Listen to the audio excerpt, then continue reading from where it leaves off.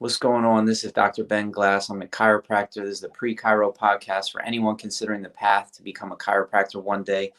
We are in discussion today with someone who's dedicated their life to chiropractic, is a leader in the profession, Dr. Dane Donahue. Thank you for sharing with any prospective student out there to share your insights. Can you get us started by just sharing what your background was before you became a chiropractor, what attracted you to becoming one, and what it's been like? Sure. First of all, it's a pleasure to be with you, Ben. Thanks for having me. I really appreciate speaking, especially to students. I'm used to speaking to doctors, and actually, I'm excited to speak to students who, in their mind, are kind of making this big decision of what to do with the rest of their life. It's a big decision.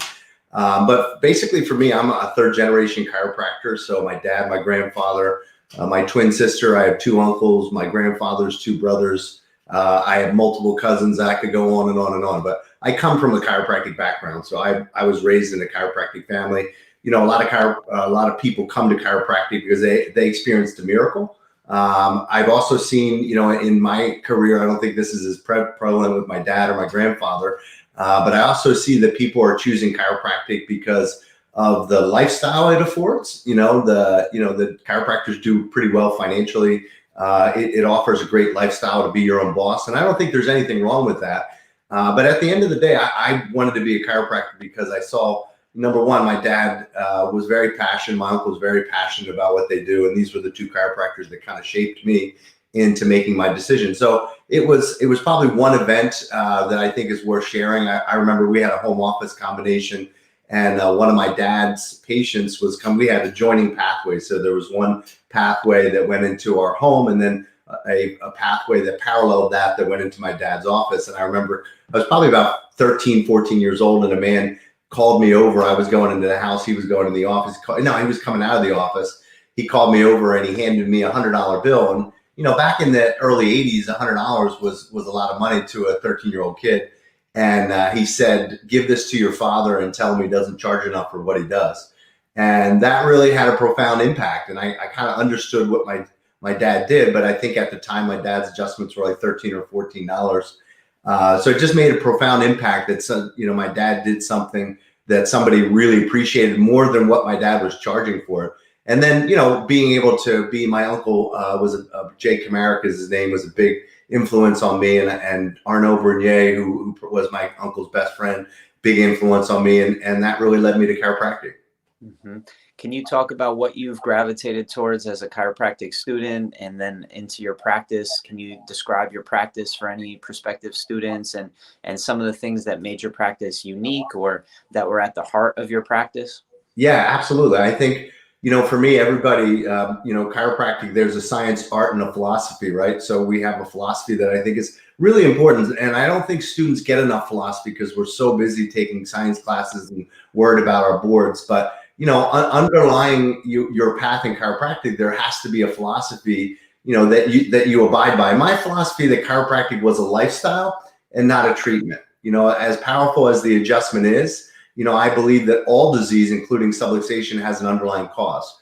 And I really gravitated towards the philosophy of the, physical, mental, emotional, biochemical stress, influencing our environment and the nervous system, basically being the adaptive control of that stress. And so we really need two things, right? We need a healthy nervous system free from interference and subluxation, but we also need a healthy environment, and that's the way I grew up, chiropractic as a lifestyle. So that's kind of the way I took our practice. We have a large office. We have 10,000 square foot practice.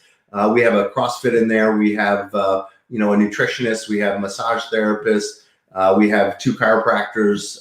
So we have a pretty big practice. We developed a program that kind of integrates all of the therapies, if you will, or services, if you will, into one program called 8 Weeks to Wellness. So we see a lot of people that come in pretty broken down. When you have a population, Ben, where 42% of the population is now obese, and we're also seeing the ramifications with COVID that, some of the comorbidities such as hypertension, diabetes, obesity, having a real impact on people. Now, it's not only unhealthy from a chronic disease standpoint to, be obese, but, it may cost you your life from an acute standpoint if you get COVID. Mm-hmm. I remember as a student reading an article by you about how the dental profession had to create this word called plaque and do a marketing campaign in the elementary and middle schools to raise awareness, because nobody was brushing their teeth, nobody was flossing. And the same is true with the chiropractic profession, promoting spinal hygiene and taking care of your spine on a regular basis, whether you're sick or healthy. And just raising the value in people's eyes is such a critical piece for the profession to close the gap in understanding. Can you share where that inspiration to write that article came from, and just talk about how that has played a role in your life as a chiropractor, being in practice, taking care of people and educating them? Yeah, it's a really great story, and if anybody wants to read the book where that thought was inspired from, it's a book called The Power of Habit by a guy named Charles Duhigg, and he talked about. And I've always been fascinated with what creates habits. As a health coach and a chiropractor, I want people to make good decisions, and I really believe, Ben, that good decisions are steeped in good habits. So I think it was really important to me to understand the science of habit formation. And in the book, he talked about this example that, the dental profession at the turn of the century and World War I, the biggest reason that soldiers were rejected from the military were cavities. And it was the number one reason that somebody wasn't going to become a soldier. And I think at the turn of the century, only like 10% of the population was brushing their teeth on a regular basis.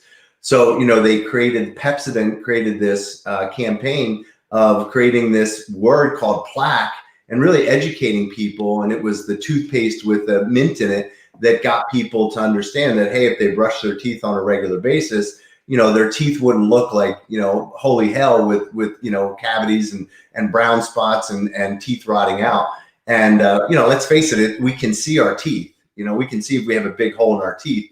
We can't see our own subluxations. And I think that's the disadvantage that we as chiropractors have compared to the dental profession. But as I tell my patients, Ben, like if you brush every once in a while, it's not going to make a big difference. But if you brush every day for 365, it makes a huge difference. And so it's all about cueing, right? So what is the cue that we use for chiropractic? If we're teaching our patients to use the symptom cue, then that's a bad cue. Just like you don't wait until your teeth hurt or you have a big cavity to brush. We understand the law of cause and effect. And we have to teach our patients that same philosophy. So it's a cue, a routine, and then the reward. But the first thing is the cue. What are some of the cues that we can give to prospective students to develop good habits that will serve them well as chiropractors one day?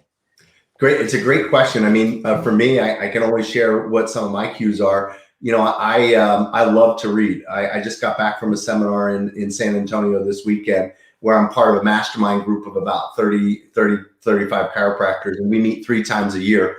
It's a big commitment. We meet 3 times a year. Every chiropractor has to have a 20-minute presentation, typewritten notes for all the other participants. We wear a suit and tie, and I'm really committed to learning, because I know everything that I learn, I can pass on to my patients. And I kind of see myself as a shepherd in my community, taking care of my flock and, really, trying to ward off the wolves, if you will. And I just want a healthy community, and I want healthy patients. So we have a busy practice. And I think, if you were to read some of my reviews, and I would encourage people to go read my reviews, because I don't ask people for reviews, but I get a lot of reviews. And a lot of the reviews are not just, hey, help me with my back pain. A lot of the reviews are, Dr. Dane cares. Dr. Dane has coached me. Dr. Dane gives me great information. So I think one of the things that the chiropractic students can do is learn to become teachers, and teachers are educators, right? And so I write a weekly blog that my patients really appreciate. I post it to my Facebook page. I email it out to my patient base. They then forward those messages. I had a post 2 weeks ago that I did for my patients, Ben, and I put it on my Facebook page. It had 131 shares. So think about that. I had 131 people who shared that with their family and friends. And we don't do a lot of marketing. And the reason, Ben, is we don't have to. We get so many referrals. So I think if chiropractic students can focus on results and education, they're not going to have to worry about, having a busy practice. And I would say along the lines of results, learn to give a great adjustment. That's what we do as chiropractors, Ben. We adjust the spine to remove subluxation. And don't ever take that for granted. You don't understand. I've been in practice. I'm starting my 30th year, Ben.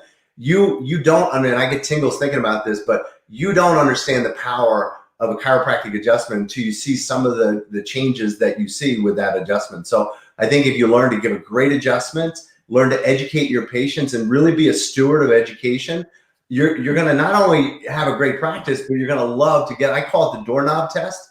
You know, when you grab the doorknob to go into your practice, you know, you're going to have a feeling, and the feeling is either going to be one of dread, it's going to be neutral, or one of happiness. And I grab the doorknob, and I really look forward to what's on the other side of that doorknob. Doesn't mean that it's going to be easy day. Doesn't mean it's always fun. Doesn't mean I always love my patients, but I feel like I'm doing God's work, and I feel like I'm making a difference.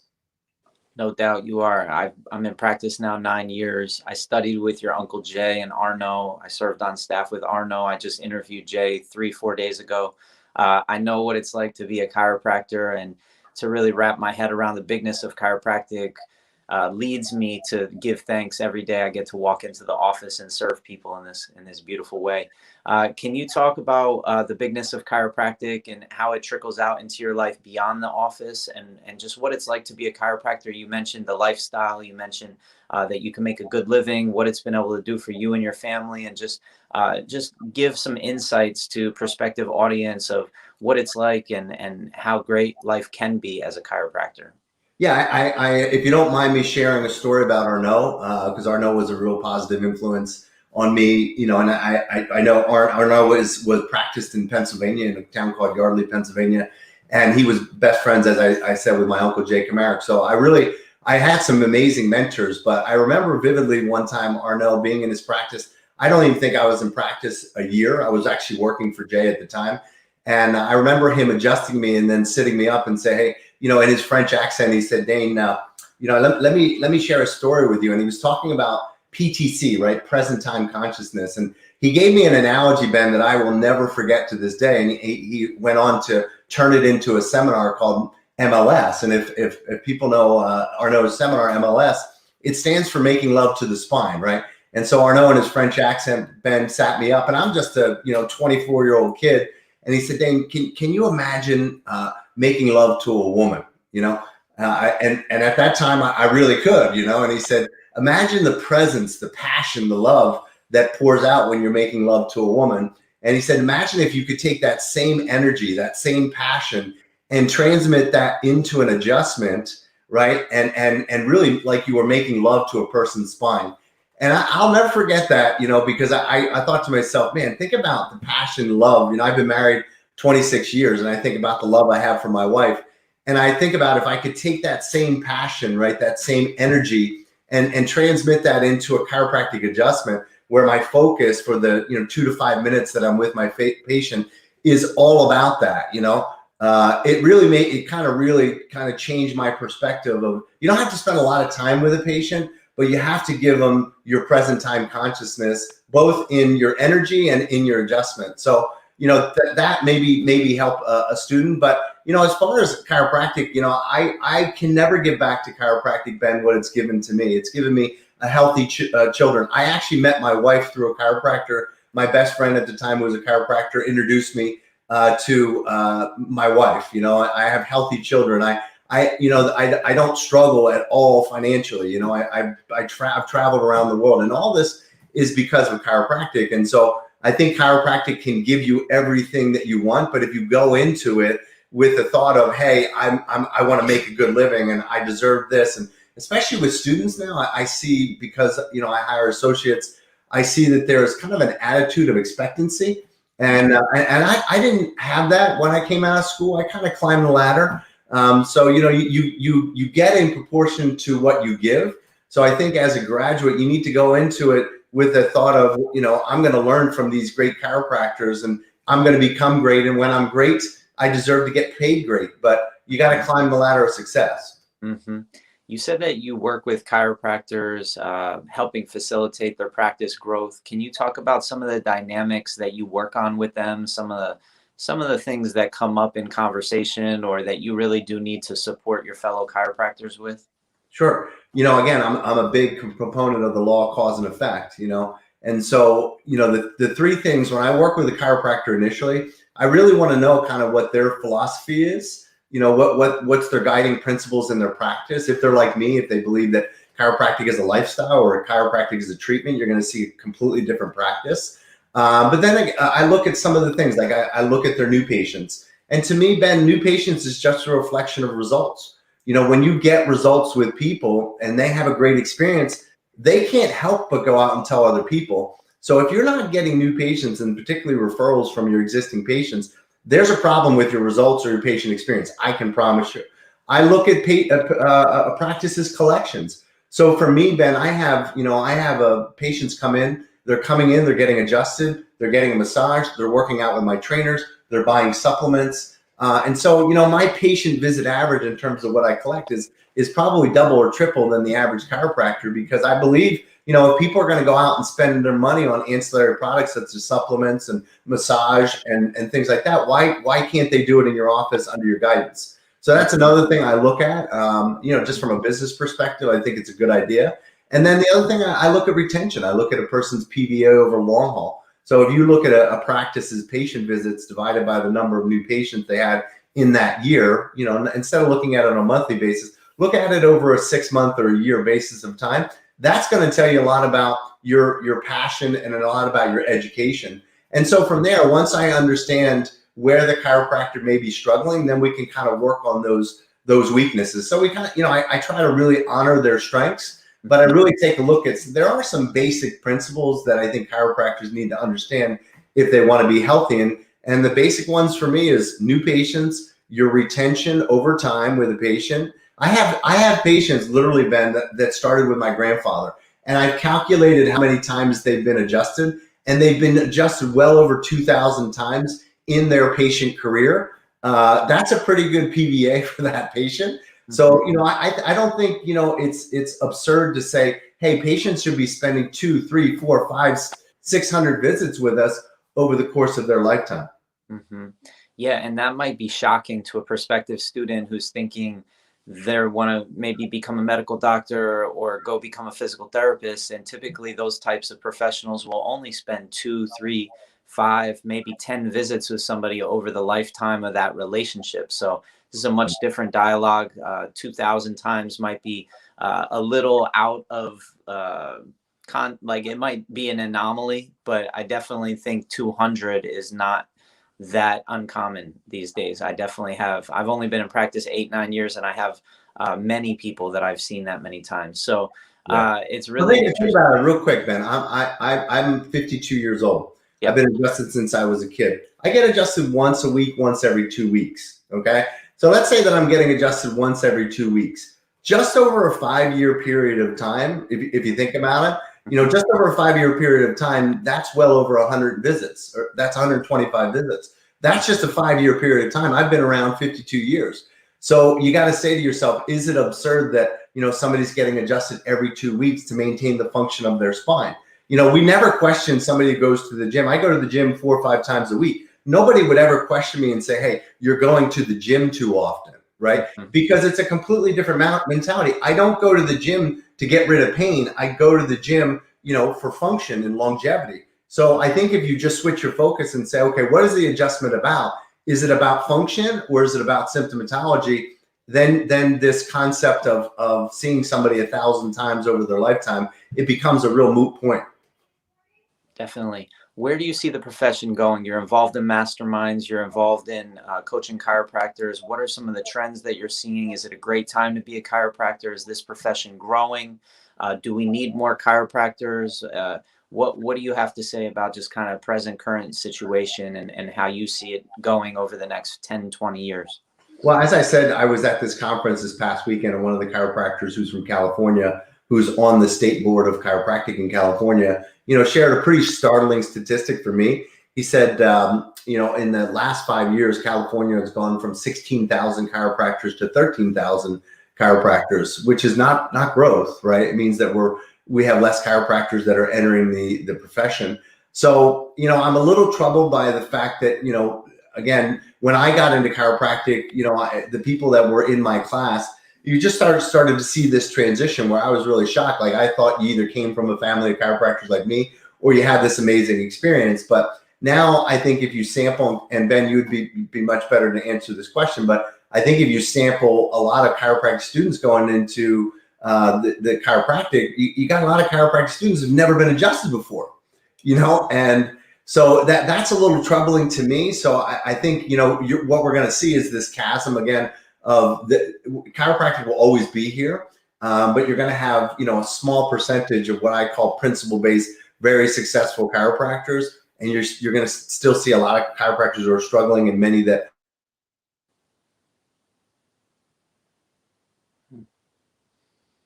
Did I lose you?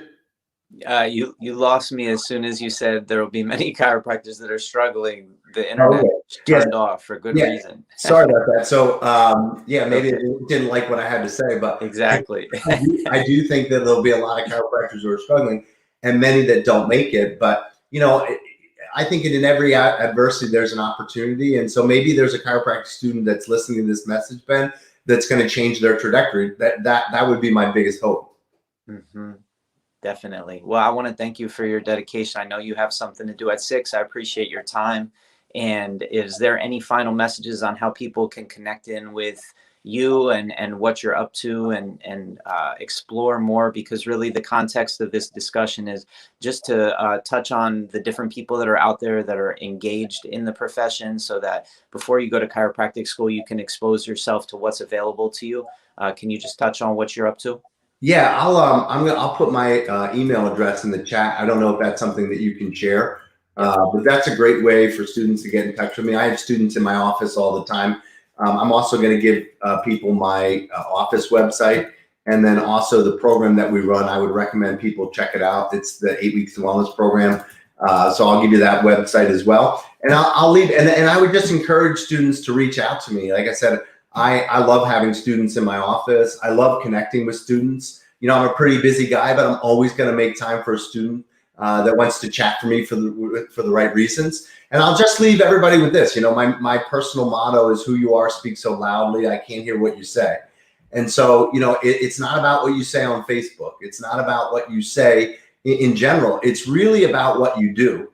And so I think what you do speaks so loud that it's going to ring out into the world. So go out and do the things that great chiropractors do, and I would really recommend go find some mentors like I had growing up, and just watch how they practice, watch how they speak to their patients, watch how they live their lives, and you will get an education that is unparalleled to any other education you can get from a book or from a seminar.